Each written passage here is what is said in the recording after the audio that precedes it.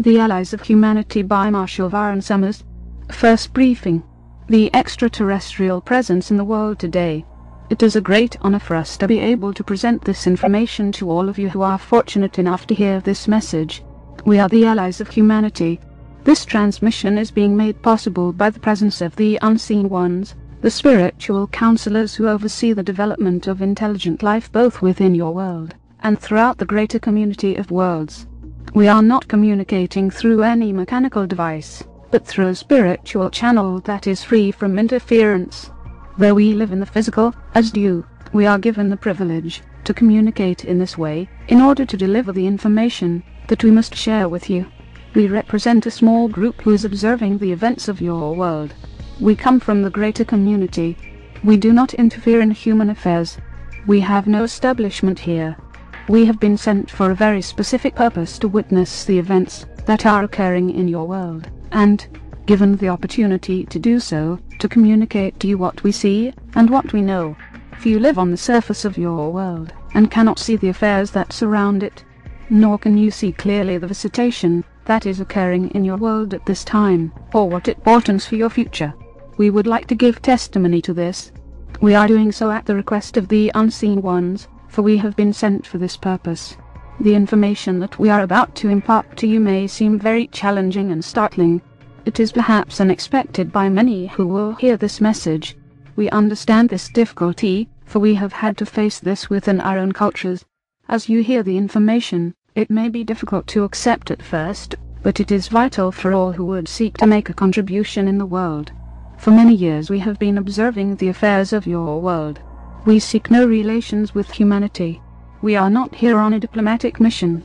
We have been sent by the Unseen Ones to live in the proximity of your world, in order to observe the events we are about to describe. Our names are not important. They would be meaningless to you. And we shall not impart them for our own safety, for we must remain hidden in order that we may serve. To begin, it is necessary for people everywhere to understand that humanity is emerging into a greater community of intelligent life. Your world is being visited by several alien races, and by several different organizations of races. This has been actively going on for some time. There have been visitations throughout human history, but nothing of this magnitude. The advent of nuclear weapons and the destruction of your natural world have brought these forces to your shores. There are many people in the world today, we understand, who are beginning to realize that this is occurring, and we understand as well that there are many interpretations of this visitation, what it could mean, and what it could offer, and many of the people who are aware of these things are very hopeful and anticipate a great benefit for humanity. We understand. It is natural to expect this. It is natural to be hopeful. The visitation in your world now is very extensive, so much so that people in all parts of the world are witnessing it and are experiencing its effects directly. What has brought these visitors from the greater community, these different organizations of beings, is not to promote the advancement of humanity or the spiritual education of humanity. What has brought these forces to your shores in such numbers with such intention are the resources of your world. This we understand.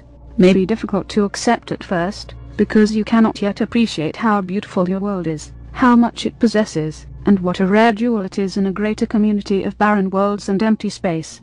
Worlds such as yours are rare indeed. Most places in the greater community that are inhabited now have been colonized, and technology has made this possible. But worlds such as yours, where life has evolved naturally, without the aid of technology, are far more rare than you might realize. Others take great notice of this, of course, for the biological resources of your world have been used by several races for millennia. It is considered a storehouse for some, and yet the development of human culture and dangerous weapons, and the deterioration of these resources, have caused the alien intervention. Perhaps you might wonder why diplomatic efforts are not established to contact the leaders of humanity. This is reasonable to ask. But the difficulty here is that there is no one to represent humanity, for your people are divided, and your nations oppose one another. It is also assumed by these visitors that we speak of, that you are warlike and aggressive, and that you would bring harm and hostility to the universe around you despite your good qualities. Therefore, in our discourse we want to give you an idea of what is occurring, what it will mean for humanity, and how it is related to your spiritual development, your social development and your future in the world, and in the greater community of worlds itself. People are unaware of the presence of alien forces. Unaware of the presence of resource explorers, of those who would seek an alliance with humanity for their own benefit. Perhaps we should begin here, by giving you an idea of what life is like beyond your shores, for you have not journeyed afar, and cannot account for these things yourself. You live in a part of the galaxy that is quite inhabited. Not all parts of the galaxy are so inhabited. There are great unexplored regions. There are many hidden races. Trade and commerce between worlds are only carried on in certain areas. The environment that you will emerge into is a very competitive one.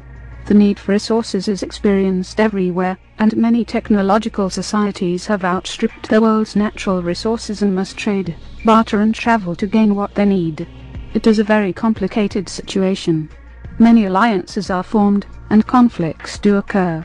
Perhaps at this point it is necessary to realize that the greater community into which you are emerging is a difficult environment and a challenging one, and yet it brings great opportunity and great possibilities for humanity. However, for these possibilities and these advantages to be realized, humanity must prepare and come to learn what life in the universe is like, and it must come to understand what spirituality means within a greater community of intelligent life.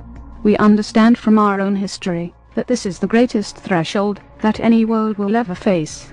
It is not something, however, that you can plan for yourself. It is not something that you can design for your own future. For the very forces that would bring the greater community reality here are already present in the world. Circumstances have brought them here. They are here. Perhaps this gives you an idea of what life is like beyond your borders. We do not want to create an idea that is fearful, but it is necessary for your own well-being, and for your future, that you have an honest appraisal, and can come to see these things clearly. The need to prepare for life in the greater community, we feel, is the greatest need there is in your world today. And yet, from our observation, people are preoccupied with their own affairs, and their own problems in their daily lives.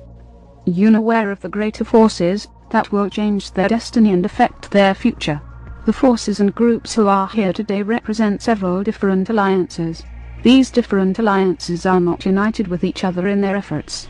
Each alliance represents several different racial groups who are collaborating for the purpose of gaining access to your world's resources and maintaining this access. These different alliances are, in essence, competing with each other, though they are not at war with one another. They see your world as a great prize, something they want to have for themselves. This creates a very great challenge for your people, for the forces who are visiting you not only have advanced technology, but also strong social cohesion, and are able to influence thought in the mental environment. You see, in the greater community, technology is easily acquired, and so the great advantage between competing societies is the ability to influence thought. This has taken on very sophisticated demonstrations.